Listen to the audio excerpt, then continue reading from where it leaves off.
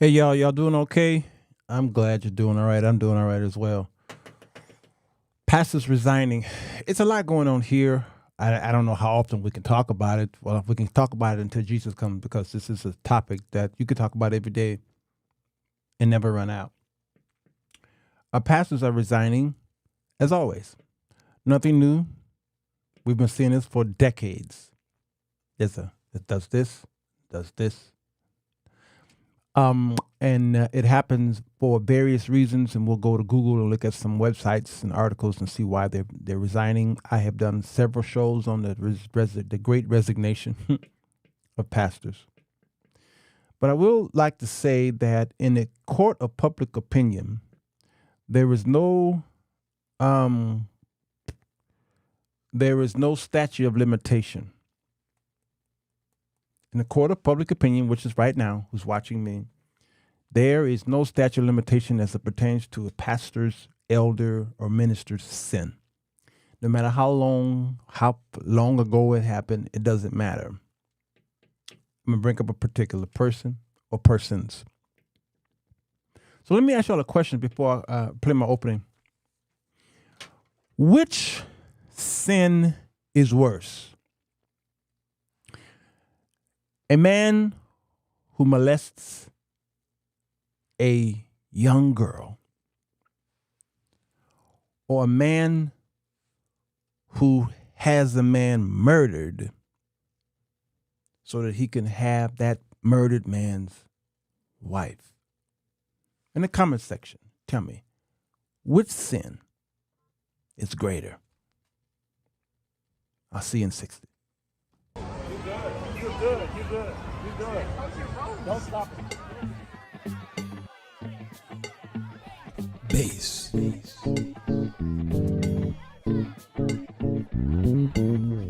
the show that will get you thinking, and where the topics are hot. Feel free to comment whether we agree or not, 'cause he's got something to say. Sirwalterj.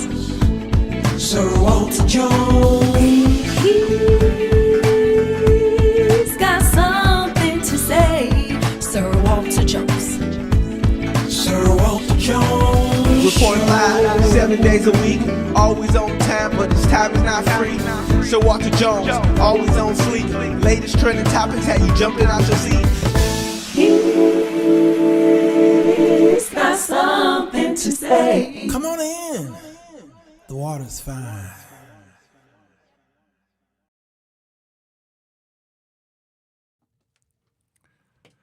Hello, everybody. Sirwalterj Jones Show. I'm here. It is the midday connection, baby. Hey, what's coming in, Watch fan.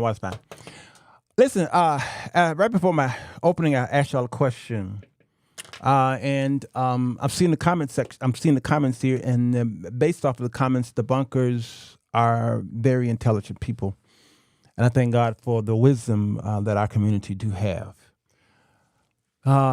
If I was to ask this question to the general audience, which sin is worse? You will have a split room, and probably most people would say that the young lady who was molested. Why? Because we take more stock and more interest in when it's young people who have been abused, whether it's mentally or physically or sexually, what have you.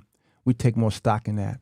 And even those who are in prison, those who have committed murder in prison, if they know that a man has come in there because he has been charged with molesting a young lady, all right, pedophilia, a murderer, will want to kill that man for his specific crime of touching a young lady.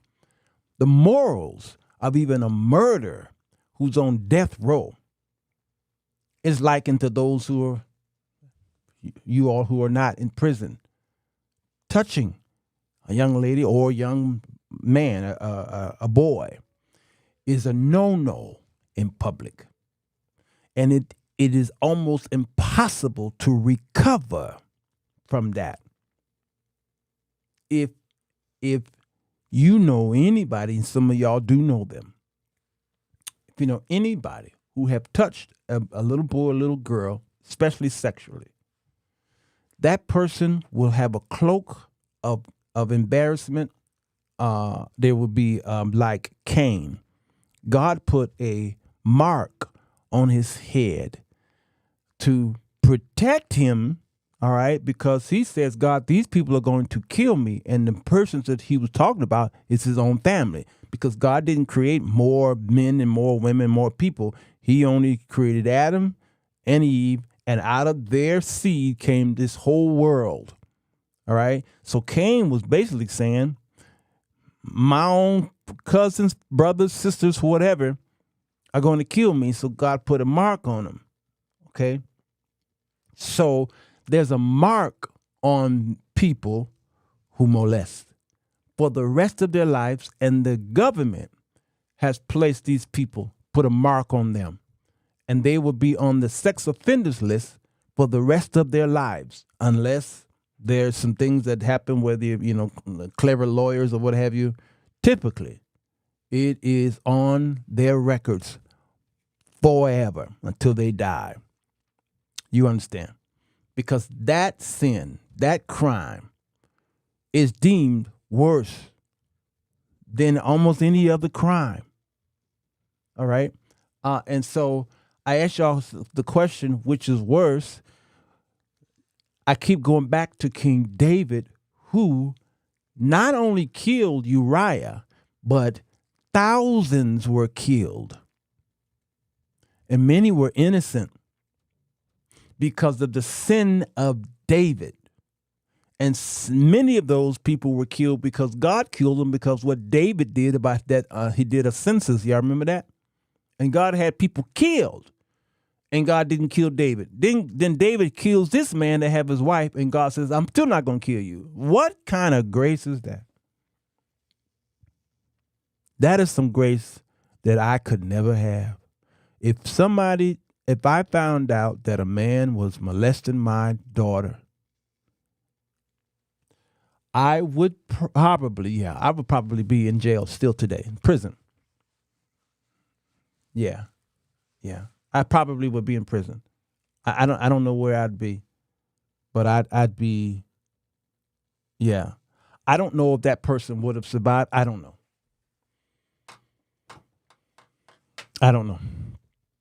Why? Because I'm just like y'all. I'm just like y'all. So the answer to the question is, all unrighteousness is sin. David's sin towards Uriah, killing him, is no greater or lesser than Robert Morris's crime and sin against this 12-year-old. In God's eyes, they both are sins. And in God's eyes, they both can be forgiven. Here's the problem. Human flesh. The problem with the Robert Moore story, as y'all can tell, I decided not to do that show. The problem with the whole Pastor Morris is the deception. The deception behind it.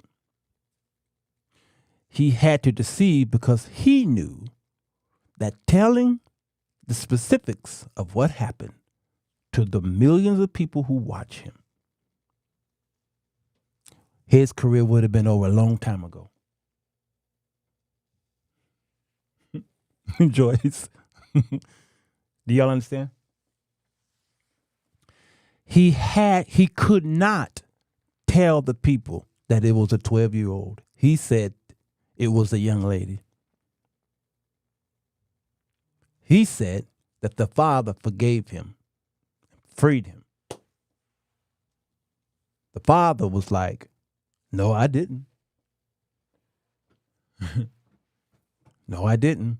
So he manipulated his way into restoration. They restored him. Restoration should always be at the top of our list, no matter what the sin is. That is difficult for people to get. Forgiveness happens to me easily. It may not happen easy to you, some of you. I have forgiven people for some of the most dastardly deeds against me and my family. I forgave them. I have a knife mark. It starts here. It goes like this. It goes all the way over here. A man stabbed me. He tried to kill me. It starts here, and it goes all the way down here. Y'all see it. Sometimes you can't see it because of the shade. I have a stab wound in my chest. I have a stab wound in my back. I was left for dead. And as soon as I gained consciousness, as all of the medical staff was around me, I had all kind of instruments, tubes in my nose and my mouth, and every orifice of my body, there was a tube. As I was trying to gain consciousness, and they were trying to save my life, as the police walked in there, try to get a report. I said, I forgive him. I forgive that man. I didn't know who he was. It happened because we had a car accident. And he gets out of the car. I get out of the car. You're supposed to exchange license and whatever you do. And he went to trying to kill me because his car was damaged. So I know y'all asking, what did I do? I didn't do nothing. We had an accident. And he tried to murder me. I forgave him. Just like that. And the staff was like, there's no way. No, not me. Nope. No, I forgave him. Like that. And I have been forgiving people ever since. Like that. And I know it's hard. Because there's some other things that happened and it was kind of hard for me to forgive. But over time, I forgave. But for some of you, it's almost difficult. Can you imagine knowing that your husband is molesting your children? I've talked to many women. I've been doing this show for 10 years. And they would tell me, my husband is molesting my children. I hate his guts and I want him dead. I can never forgive that, they would tell me. And I would have to tell them, you got to forgive him.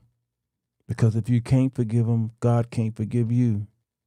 But you got to call the police too. He's got to be put away. This is my segue over to the Morris.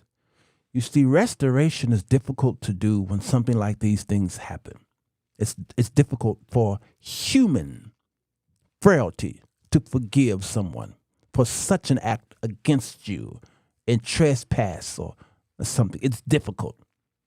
Both men and women, it's difficult. And it's a case-by-case basis. Very difficult. God will forgive all of it, but the restoration part is the hardest part. Because you may forgive a person, but you cannot receive them back into your house. You just can't. Why? Because that frailty is still there. And I'm not so ignorant to tell y'all that because I forgave all these people that I allowed them back into my life as my friends or comrades or co-workers or let them sleep in my guest room in my house. I'm sorry. You're still not allowed in my house. I still got to call the police. You still must be put away. Because the law is the law. You've got to, that's why I'm telling you about the Tony Evans. You got to trust the process. No matter what he did, I didn't care about the specifics. The elders needed to deal with it, and they did.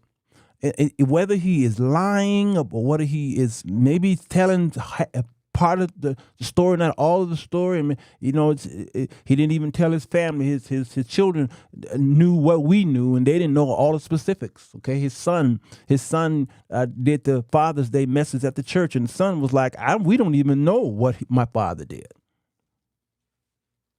So we don't know, but yet you still have to trust the process. So forgiveness is very difficult for many of you, but you have to do it.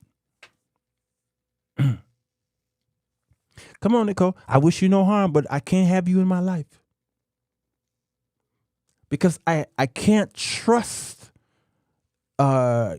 you to be in my life because you went against the trust that we once had, so I can't trust you right now. And it may take over time. I might be able to trust you, but right now, I forgive you. But I got to hold you at arm's length until you are examined.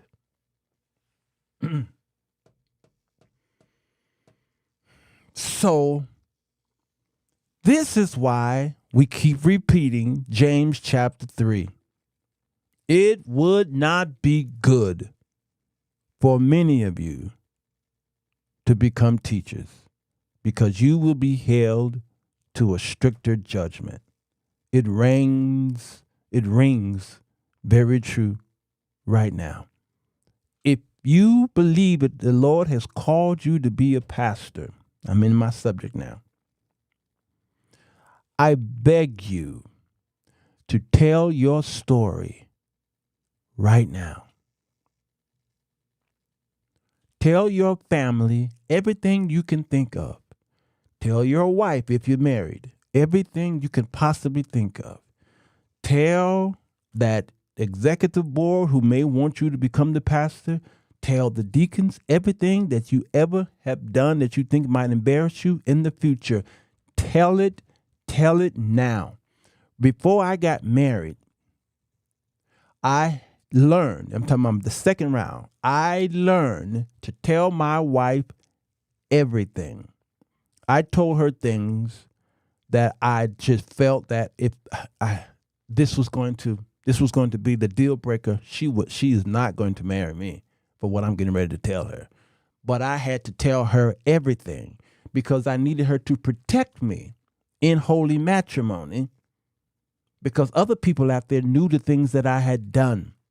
So now my wife won't wake up one morning and say, I'm hearing all these things about you, and I don't even know those things about you. Why didn't you tell me? So I knew to tell her everything that I could possibly think of. Everything. And then I told my children stuff that they didn't know. I had to tell them stuff that I knew that was going to make them look at me differently. My mom went to her grave with secrets. I know she did. I had to free my mother because there were things that happened in our family that I always had questions about, but I didn't know how to bring it up. And as my mother was getting sick, I began to bring that stuff up because I wanted to know. It was bothering me. And I would ask specific questions, and she would give me just little details, and then she would say, "Why are you asking me these questions? Why do you need to know? Why do you know?" And I said, "No, I'm good, Mom. I think you've told me enough. I'm good. It's okay. I had to calm my mama down because I knew it was difficult for that generation to tell things that might have happened in the 50s, 60s, and 70s, stuff that we wasn't privy of. It was difficult for the baby boomer generation to tell secrets. You know, you find out about secrets through grandmama or Mud Dear or Aunt Betsy. They'll tell the secrets, but the parents they don't want to protect the children. So I had to free my mother. Don't worry, my mama. That's okay. I'm not trying to dig so that I can tell folk on my show the stuff that what you might have done, blah, blah, blah, blah. Because, 1 + 1, unlike Terrence Howard's mathematics, his math on math, 1 + 1 does equal 2. It'll always equal 2. Now, 1 × 1 will never equal 2. All right. I said, but don't worry, Mom. Don't worry. I got it. I got it. We're good now. I loved my mother, and she died. But she went to her grave with the specifics of what she did. When I was a teenager, I dated another teenager, and we had sex, and she got pregnant,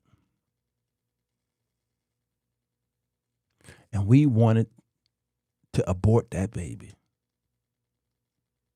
All right, y'all come closer. Y'all never heard this story. We wanted to abort that baby, and I remember sitting at the what is the place where you get abortion? What is it called, y'all? What's it called? That place. Whatever that place is.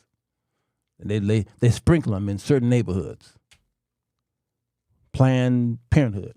I remember sitting in that at two teenagers. We weren't 18 yet. Sitting in that I'm looking like, I can't believe that I'm even agreeing to do this. But shame, bringing in a child, not married. What are our parents going to say? We had sanctified parents. It was embarrassing. But we wanted to get rid of our tracks. And so something happened. They were asking about adoption. She got scared. She said, let's go. And we left. Never did it. Never did the abortion. So she considered adoption. I was scared. I got, what do you call it? I had filled out an application to enroll in Bethune-Cookman. They said, you're in, got a scholarship. I was shipped away. While I'm in school, I get this phone call from my mother. There was no cell phones then. It was just a payphone in the dorm. And the dean said, you have a phone call. Woke me up early one Saturday morning. I'll never forget it. Walk over to the phone. It was my mom. Son? I said, yes, Mom. I hear you have a child.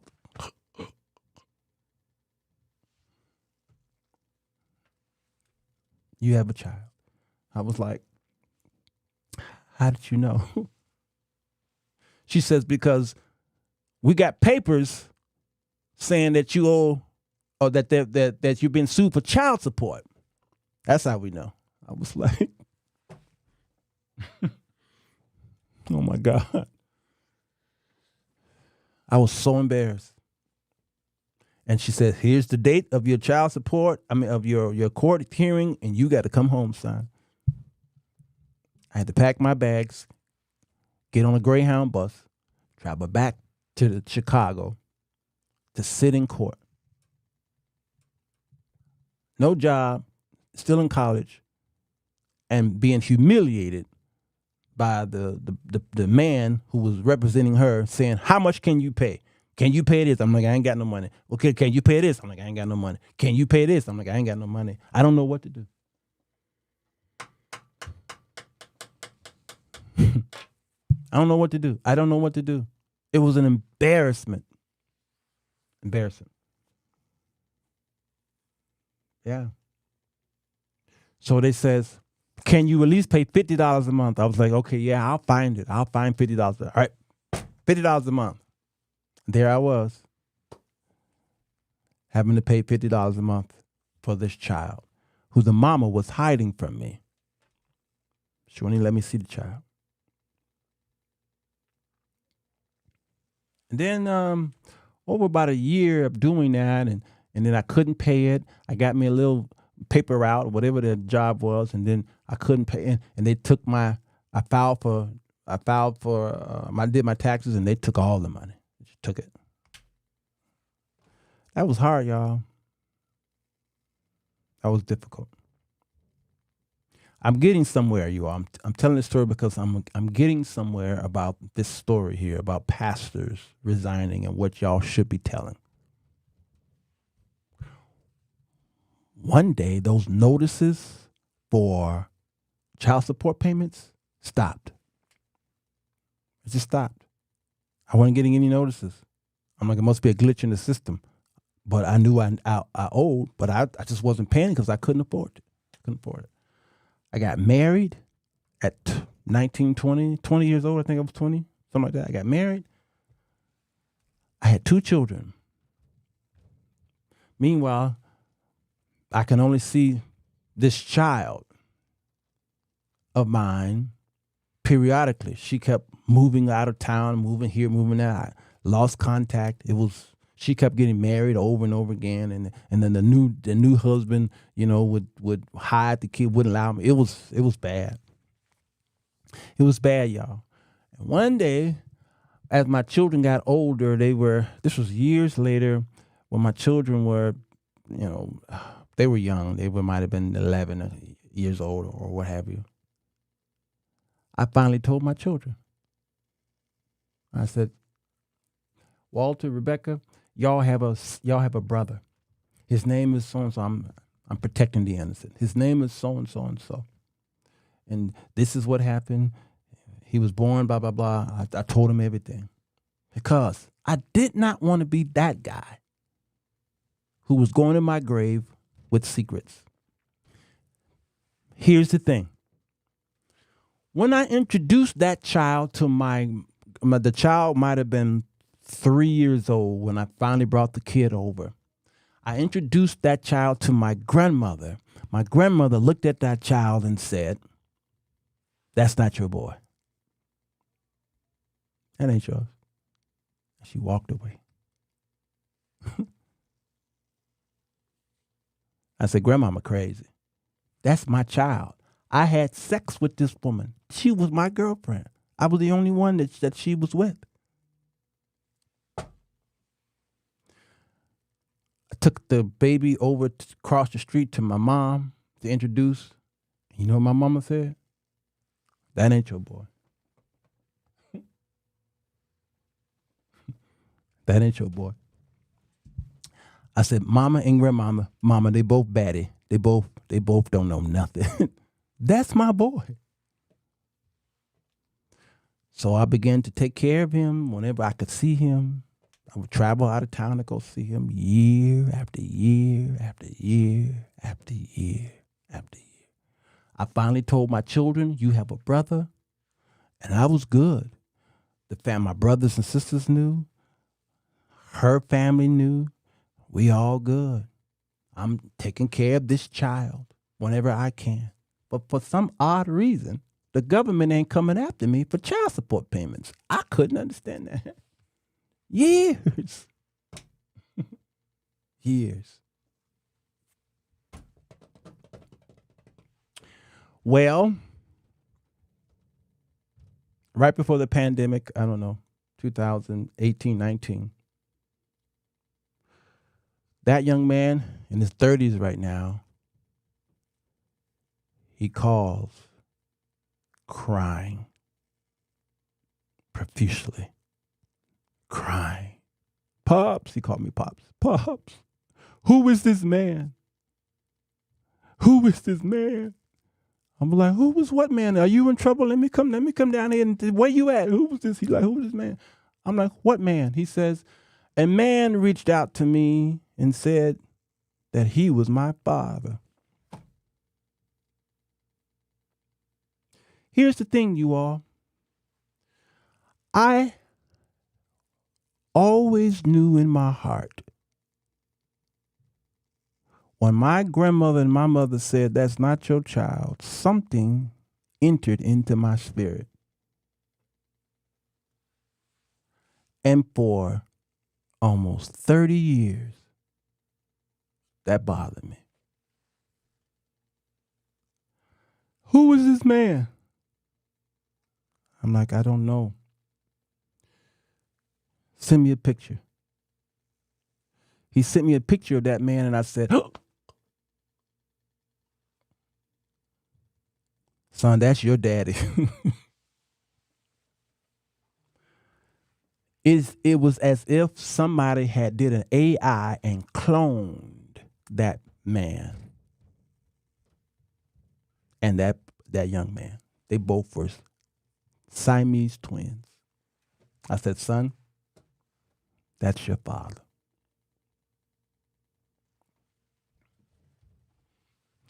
So one of the family members contacted me and says, I want to talk to you, Walter. I said, okay. She says, I'm not going to do it over the phone. I need to meet you. I said, okay. I said, come meet me in Sirwalterj.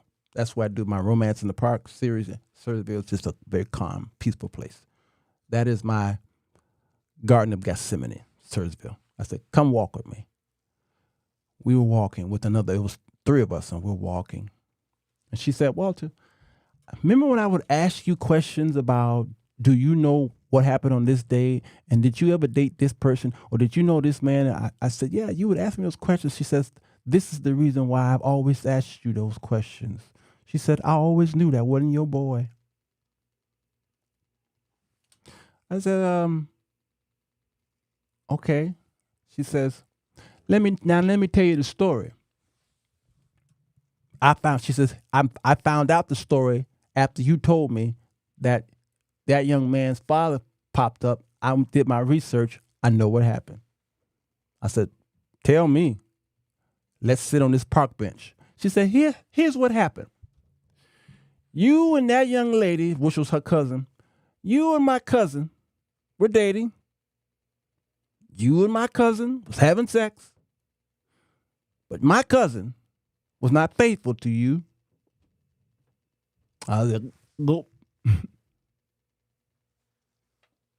My cousin was laying with this man while she was laying with you. She got pregnant. She pinned it on you because she was embarrassed. She didn't want you to know that she was laying with another man. So she was living with this young man. The time when you went away, she was living with this young man. She got pregnant. Or right before you went away. She got pregnant. And they were embarrassed. They needed to cover their tracks. And she claimed that was your child. Even being so dastardly to go down there to the government to sue you instead of him for child support. She says, and that's the reason why those child support payments stopped coming. Those notices stopped coming because she had to stop them because the truth came out. She never told you the truth.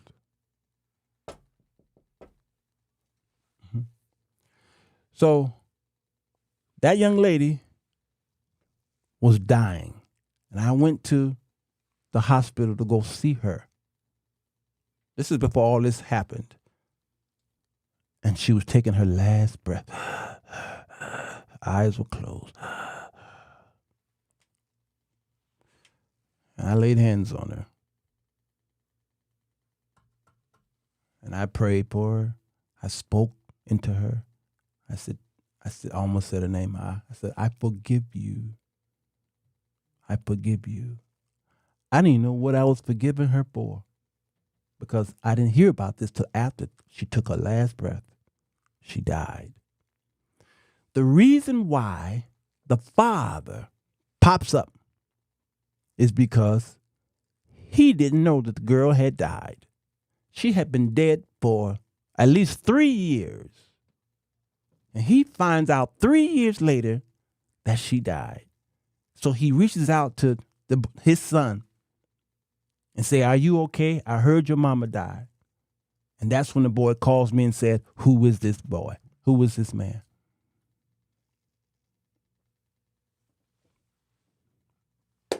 Now, I told y'all that story because I need you to know that it is so important that you tell your story and tell all of it, not bits and pieces of it, because somebody is lying. They're lying on you. I carried the weight of the father for somebody else. for 30-something years. And they lied to that boy. His mama went to her grave lying that I was the father. The father is alive and well and kept that secret from me and his son. Whole bunch of people played a part in that lie. Whole bunch of them. So y'all think these little attacks that I'm getting from the women is, please. I was attacked for 30-something years. She would call and threaten me. So I'm gonna take you to, you didn't do this for, you're not seeing your son, you're not being a responsible father. She would do that year after year after year, you're not being responsible. I'm like, I can't find him. Where is it? You hiding somewhere in Bangladesh somewhere. She put that thing on me, and every time she would threaten me, dear mama saying, that's not your boy. It stayed in my heart for 30-something years, knowing that it was a lie. And for years, people were saying, get a blood test. And I said, no, I'm not going to do that to that boy. I'm the only father he knows. Why would I get a blood test to find out? He's already going through mental anguish. I'm not doing that. I will be his father. I will raise him the best way I can.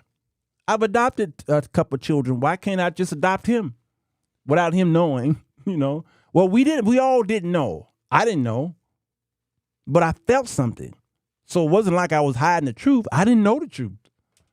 Let me father the boy. No blood test. Let me father him. And one day the truth may come out, but I'm going to father him. Then the truth finally came out. And then I said, son, I've always known that there was something going on, but I didn't know the specifics. Now I see. There's your father right there. And I bumped into him all those years, not knowing that was the daddy. Church man. So where is he today? I'm still in his life. I still contact. He still reach out to me. And whatever he needs, I send him money when he needs it. He still called me Pop. I still call him son.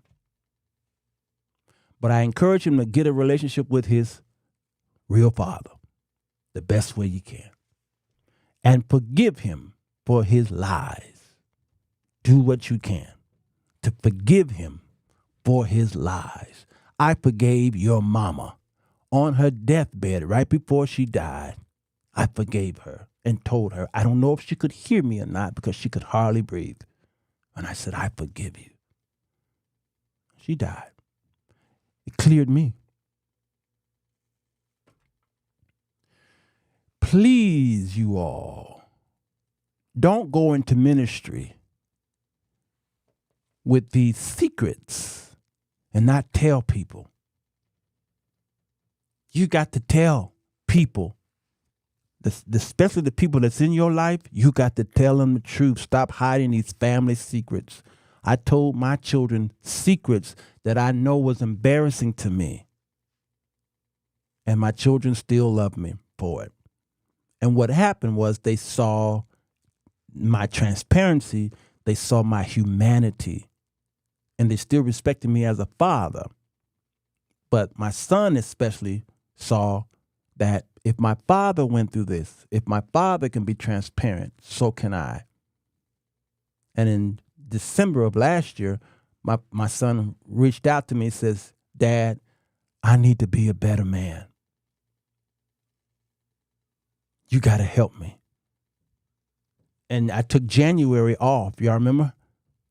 I drove to Atlanta to be with my son because he needed a strong man to be in his life. He says, he's got his girlfriend, he got a child, they're now engaged, but he says, I'm making mistakes. I'm making these silly mistakes.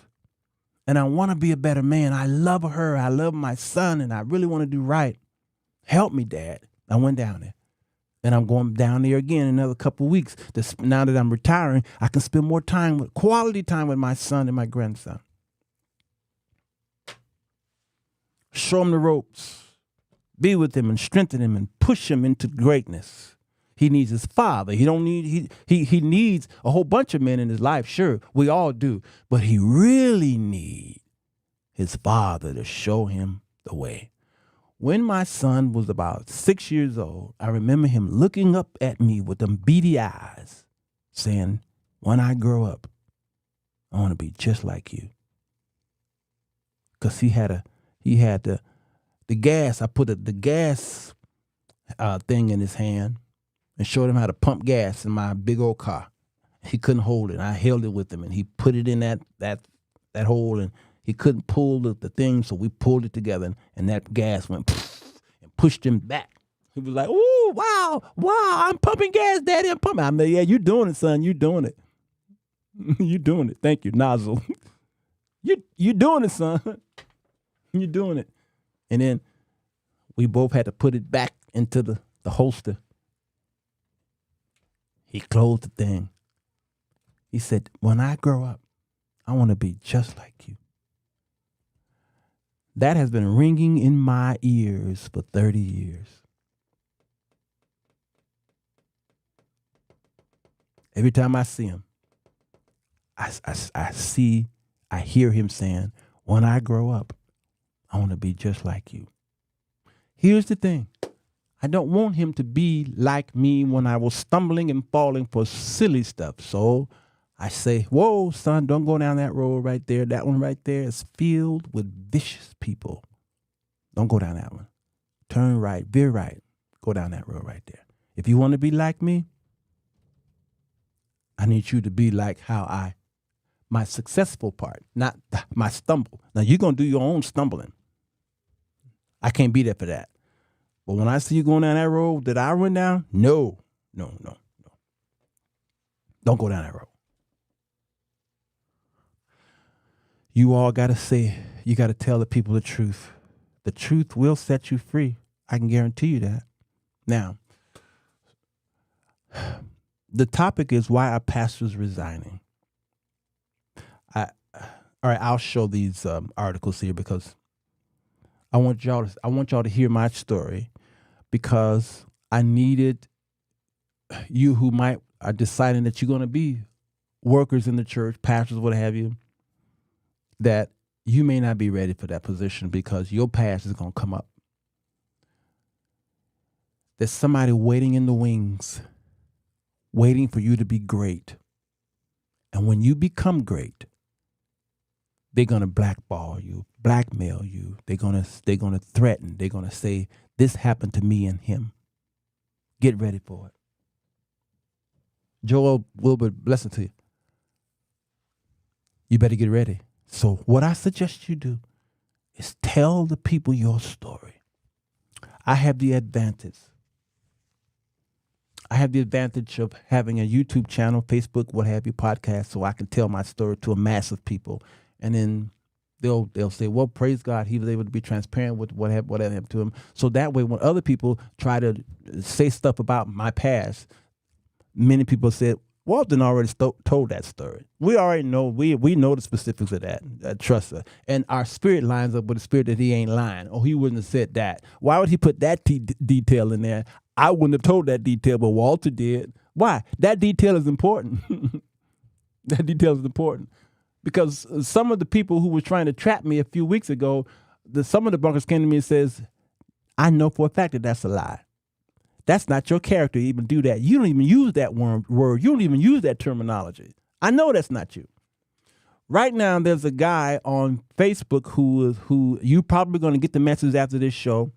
I've already reported him, but he's not breaking the Facebook community, rules and what have you.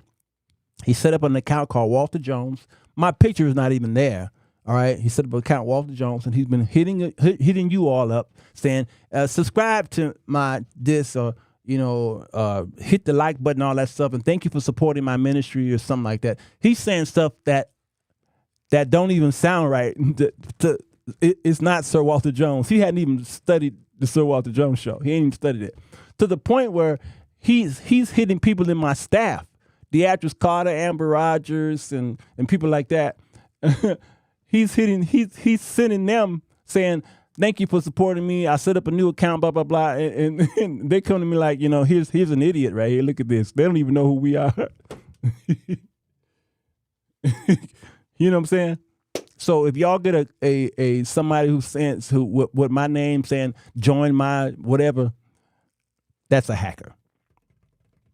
All right, and don't worry, he's either here right now or he will be here after the show, and y'all gonna be getting it, sending a friend request and all that crap.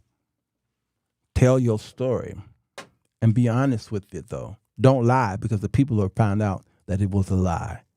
Here's the article here. Pastors share top reasons they've considered quitting ministry in the past. Oh, okay. That's not a good one because the numbers didn't come in. So let's use this one. Financial reasons. We get approached by churches quite often that, for example, hire a full-time youth pastor. It's stressful. Financial. Leadership. Many pastors feel lonely and isolated.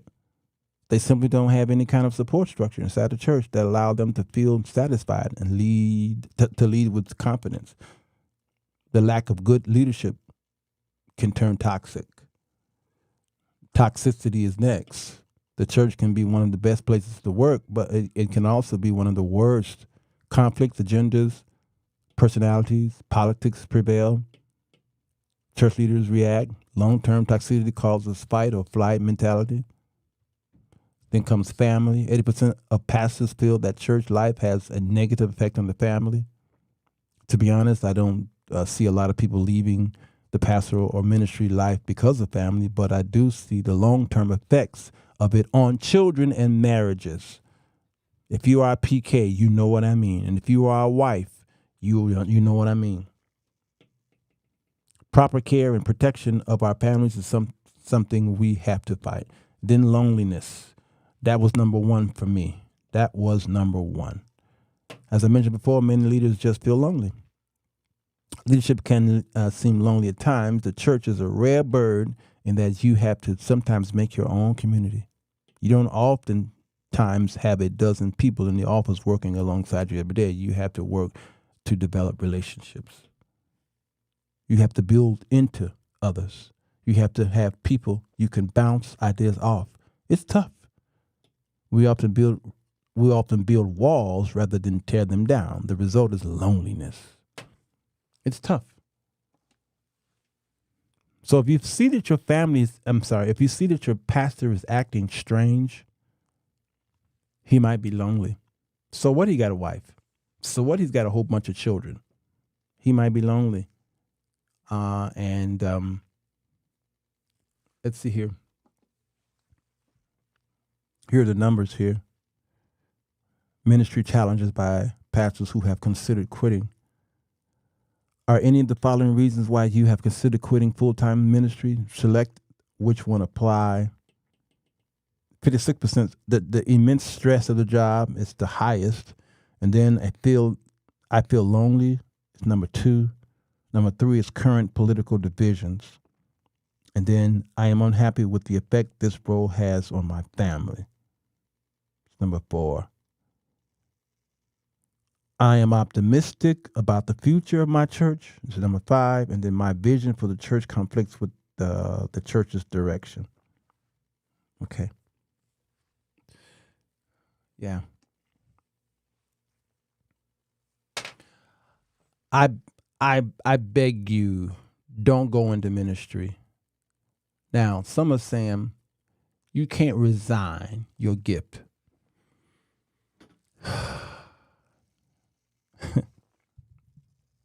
Can I say something to you all? I have never looked a man in his face and said, you were never called into ministry. I've never done that. Well, we do see our prophets traveling around into y'all's churches saying, God called you to do this, God called. Run, will you please? Run. Just run. So I've never looked at a man and said, you were never called. But I will say to you all, there are too many that are in the pulpits right now who were never called to be pastor. Never. Pastoring is not a stress-free job. No, you will be stressed out. All right. So you got to know how to manipulate through that. But here's the thing. Some of you were never called. You jumped in there. Again, James 3 says, if you choose to become a teacher, you are going to be held. You see what I did there? You chose it. You weren't called. And ever since you said to the people that God called you to preach, your ministry has been in shambles. Your ministry, you can't keep a job. You always got to raise 2 and 3 offerings to pay the mortgage and the rent and the utilities and the salaries. You lost prize members, big, huge tithe paying families. They done left, okay, because they just can't deal with you and your family. All right, you are a laughing stock, and for the 30 years you've been a pastor, you've had a building fund for 30 years. You walk into that church, there's that cardboard box with the thermometer. Most of your churches got it, all right, and it's got all that red at the bottom, and then they got the color of the red as you go higher, and then before you know it, they don't explain what happened to that board, but it disappears. That board is gone. Remember? It was in the front when y'all walked in there. It was right there. Remember that board? It's a cardboard with a thermometer, a temperature thermometer. Yeah, come on, y'all. Y'all got one at your church. And then over a few months or a few years, that board ain't even out there no more. Ain't out there. Can y'all tell me why? You know why it ain't out there no more. That man wasn't called to preach. He wasn't called a pastor. He was never. Somebody ordained him because he had a nice Easter speech. Y'all fell for it. And then, but you can't get out of it now. You in too deep. You in too deep. It became a job. It wasn't ministry. It's a job. I got to get up and go to this job. So, can you resign from pastor? Number one, you was never called. So, of course you can resign. You were never called. Now, those who might have been called, stumbled and fell, don't worry. If God called you, then he will restore you. You see how that works? It's really not that hard. If he called you, no matter what you did in the past, he will restore you. You repent, the contrite heart would hit God like David. And even though David had all these people killed, he spilled all that blood, he had that man killed and took his wife and all that stuff, God still restored him where? Back to the throne as the king of Israel. Because God called him. If he called you, no matter what you did, even if you molested a little girl, if he called you, he will cause the hearts of the people to receive you and restore you back to that position. No matter what sin you committed. I don't care how dastardly, how horrible, and how ridiculous it was.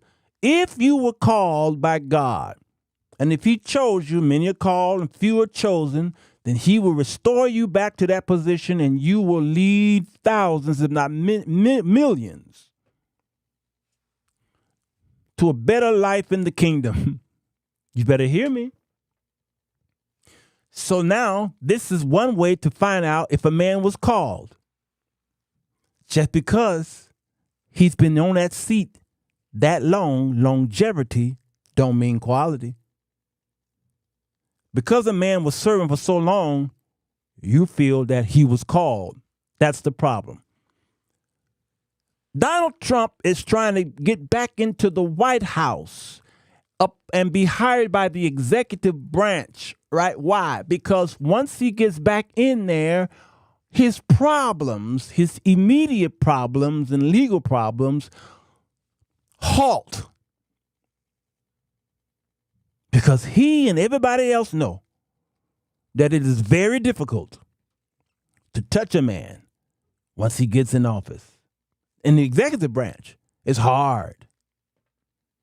Out of all the things that he did, he still served for 4 years. He did his full term. So what? He was impeached twice, but he was impeached and still went back to work. This is what happens in the church. As long as the man has become a pastor and he served for a length of time, then he's able to build these people's hearts to him. So no matter what he does, you will protect him. King David's boy, Absalom, did the same thing. He stood there in front of the castle, and the people was coming to see David, and Absalom was like, I'll take care of it. Don't you worry about it. And then he would embrace them. He'd hug them and kiss them, one by one. And then the Bible says the people of Israel began to love Absalom. And then Absalom, just like Lucifer, said, I'm going to take that throne. Longevity has its privileges. All right, let's check some of these questions. What if you don't remember your past? That's good. That could be a good thing. Maybe God released it. Maybe God removed that from you. Maybe God removed that from you. And if he removed it from you, then he removed it from everybody else. Now, Satan will try to bring stuff back up, but if God did something, don't worry about whatever Satan's going to do. If you know that God did something, Satan can do whatever he want to do. And Satan will try to bring up something, but God's going to squash it. You will always have the victory. So if you can't remember, there are things I can't remember in my past that I did. I can't remember until somebody bring it up and say, oh, I remember when you did. I'm like, ooh, oh, yeah, I did do that. Well, it's done. It was already done. I'm on this side now of righteousness. So whatever I did, you're bringing it up because it's still bothering you for some reason, and you wasn't even a part of it. You just bring it up because you like toilet water. I don't drink from the toilet. Yeah. So I'm peaceful as it pertains to my past. I'm peaceful with it. Dr. Tony Evans had to resign because of his past and something that is affecting his present. So he needs extra prayer because whatever he did has come back, or it has always been there. So trust the process. But as far as any of you who getting ready or want to move into ministry, I beg you, tell your children, your husband, your wife, and the people who you believe that you're going to rule over, I suggest you tell them. Tell them the truth before you go into this. And then they can decide whether they want you or not. And then do this. Wipe your slate clean and free yourself and free your mind.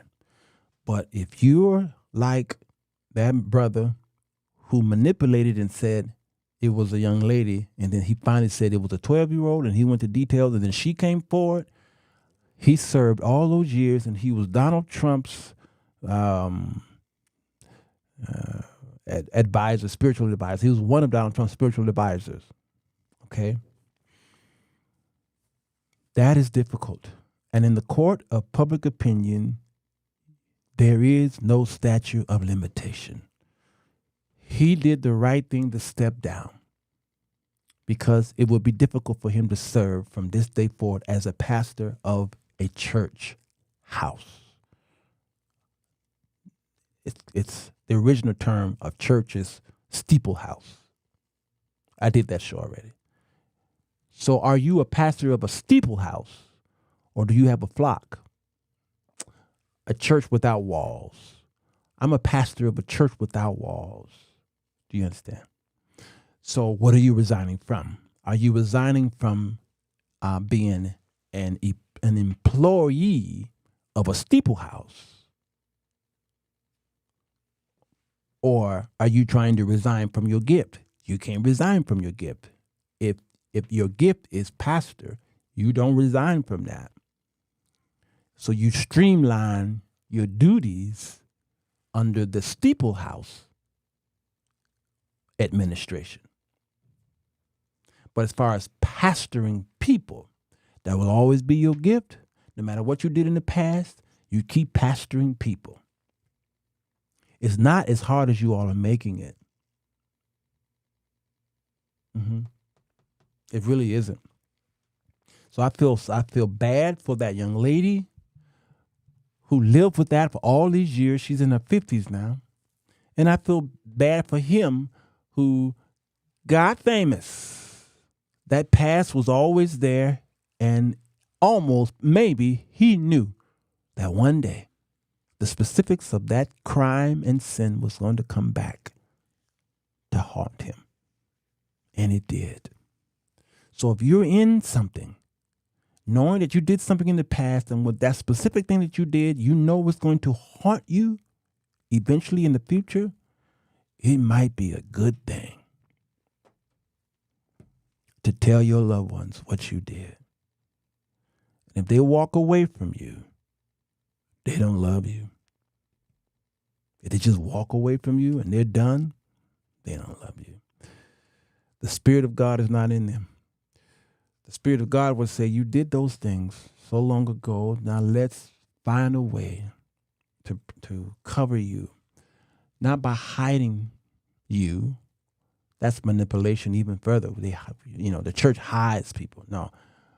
But let's find a way to sit down with the people who entrust you, especially be a pastor, and tell the people, and then see you're going to lose some people. The members are going to walk away. But if you know that thing that you did back there is coming back to destroy you, you better tell it. Because the most embarrassing thing is when somebody's threatened that they're going to tell a story. Now you've got to get ahead of the story. It looks bad, even worse on your part, because you knew it was sitting there. That's why people are going after Tony Evans, because they're saying he knew that there was an old sin.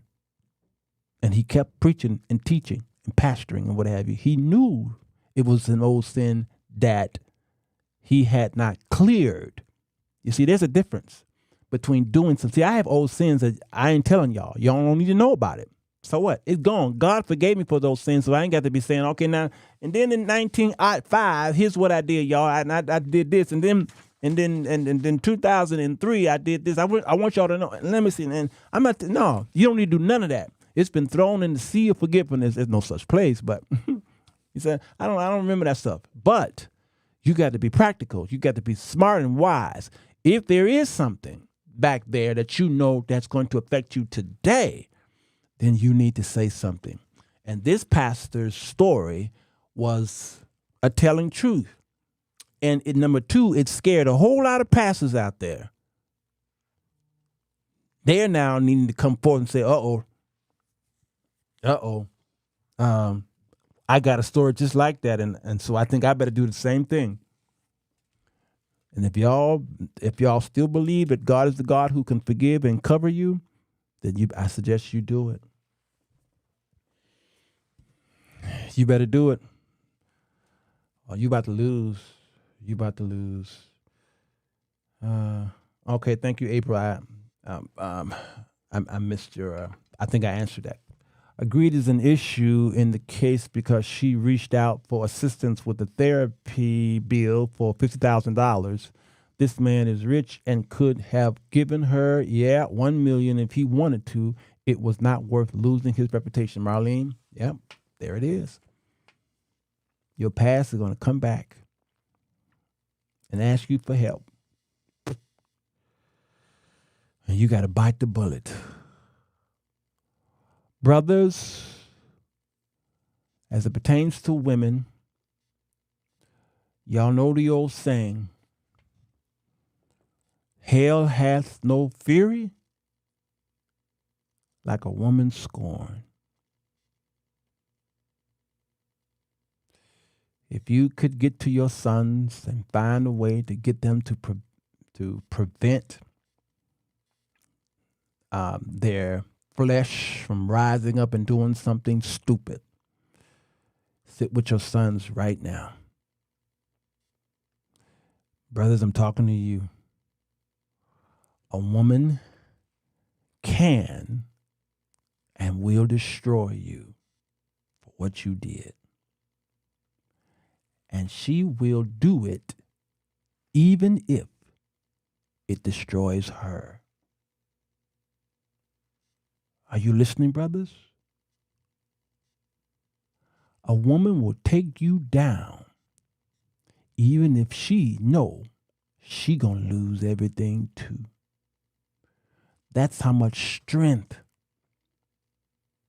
and determination is in a woman. You betray her, she wants blood. Come on, Derek. That's good, man. She wants blood. She wants you destroyed. By any means necessary, you going down. Do you understand? Brothers, if you ain't heard me say nothing on this show, you better hear this. She gonna get blood. And she gonna do it over time. She's very patient. It may take her years, but she's strategic. She's calculated.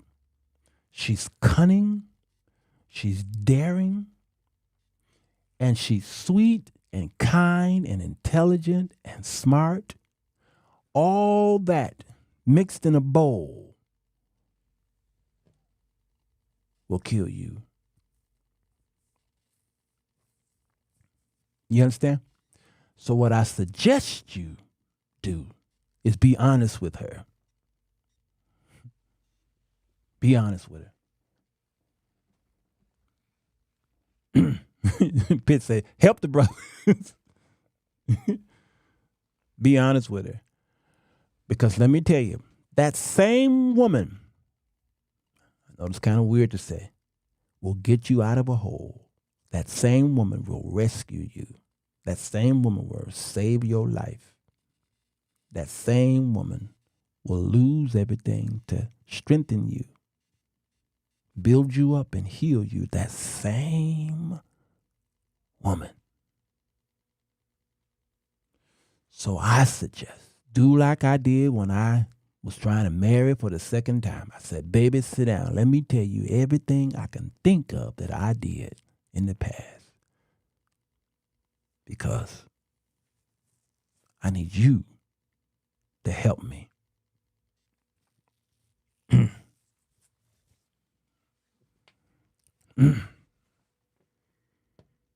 Wee.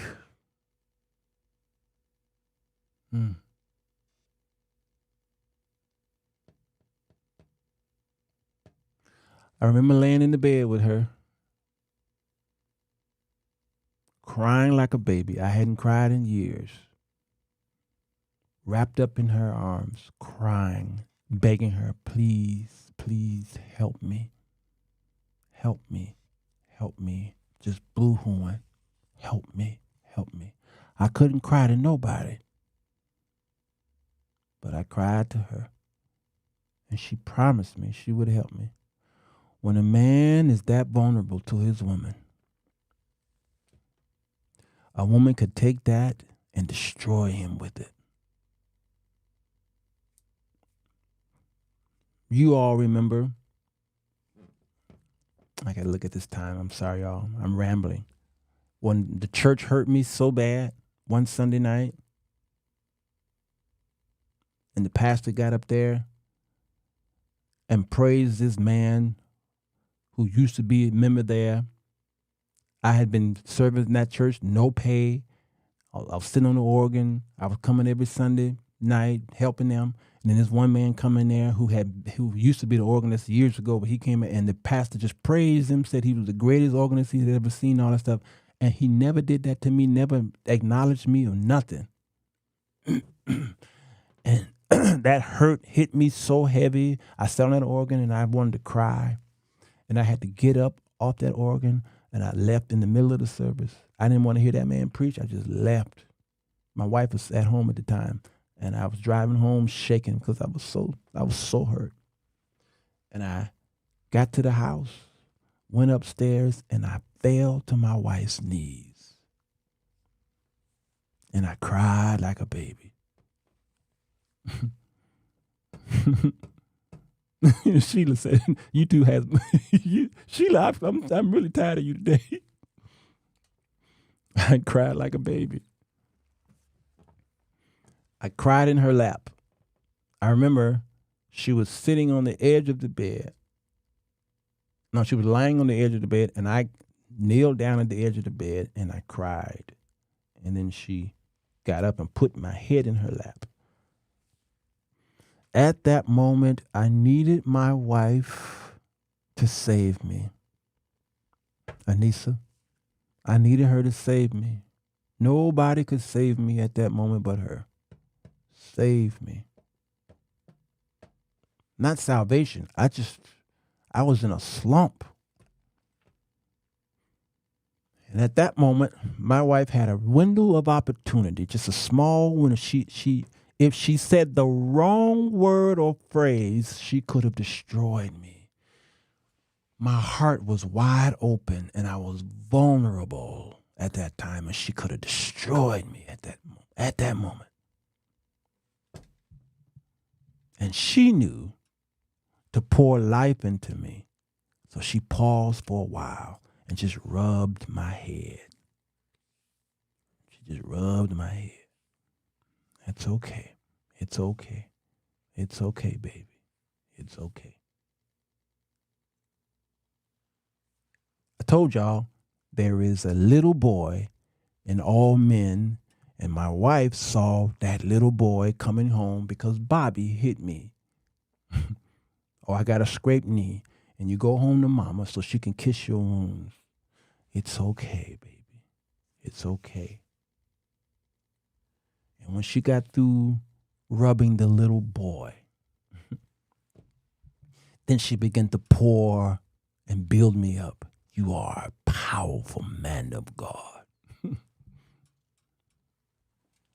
You are an amazing provider for this home. Great among great men. That's why I married you, because you are stand up. You walk like a king. She was the man. She had me jacked up. Man, I'm like, I am? I am? Yes, you are. Tell me more. Man, you can run for president and win by a landslide. I can. Man, that little boy woke up.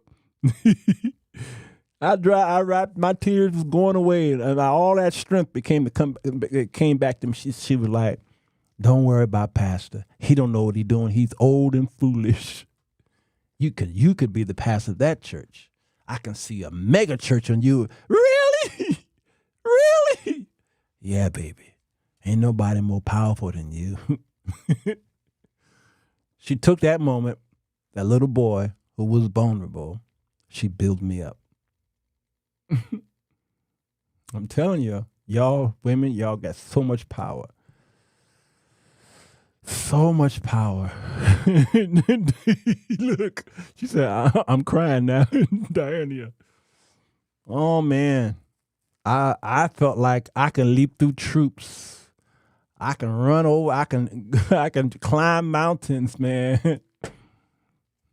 That's how much strength she gave me. It didn't cost no money. It was free. And it wasn't really free. It was based off of her experience on how to build a man up. You're right there, Derek. Like my wife said, come again. Yeah, I like when Nicole said that. She crazy, but she cracked me up. Deion said, I can fly.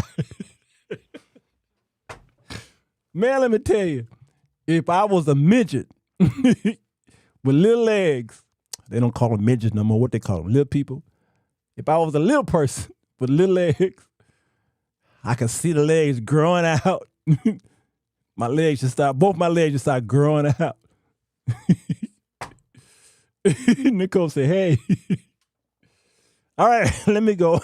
The clock keeper's doing her job. That one beat's good to see you, man. Oh, let me quit, y'all. Are they called dwarfs? Or I thought they were called little people. All right.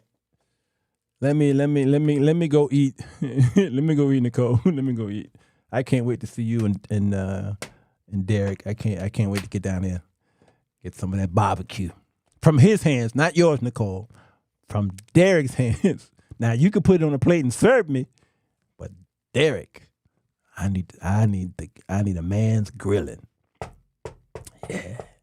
Real men grill. God, thank you for your presence, your blood, your love, and the people who are here. Great men and women of God that are here watching in the comments section. We've had a moment. We've shared. So these pastors are resigning because some of them lied and said that you called them. We know better. But we put up with them. We let them continue to teach and preach and lead, fall down rabbit holes.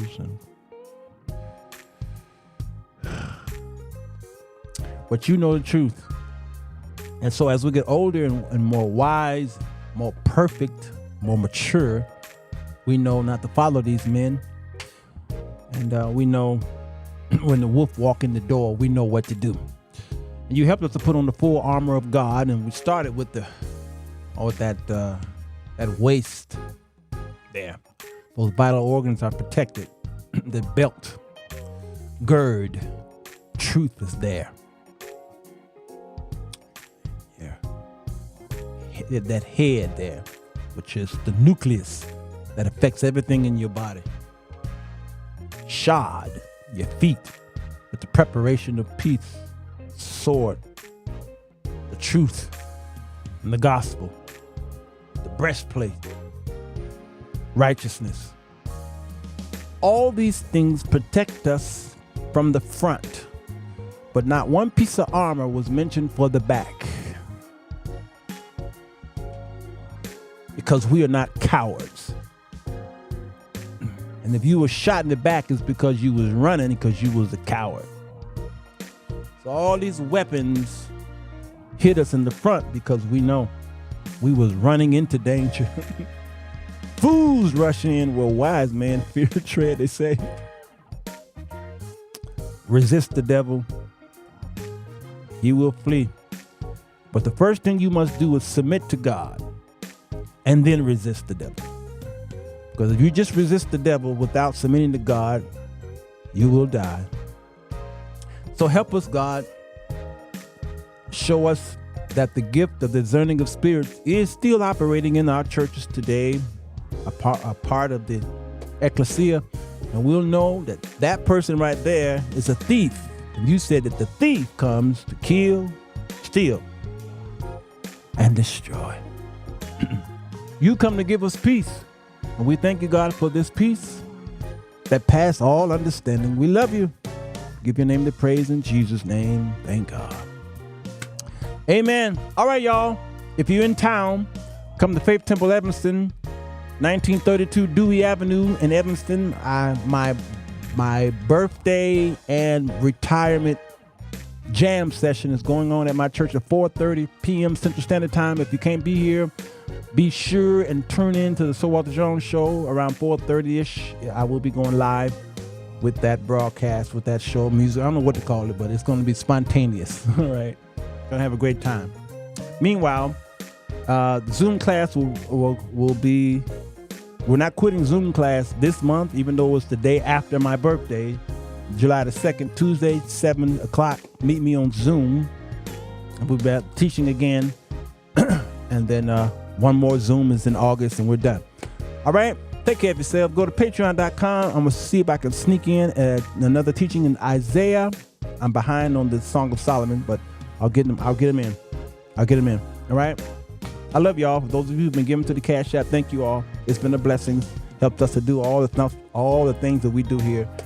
I love y'all. I thank y'all so much. That's why I always hit that heart button. If y'all send me something in Cash App, I hit that heart right away. I try to hit it right away. Look at your phone. I hit the hearts. I'm letting y'all know. Thank you. Take care of yourselves and one another. Pray for your pastor. All right. Hope that he can tell the story. Tell your story, pastors, elders, ministers. Tell your story. Tell it now, because somebody in your past is coming.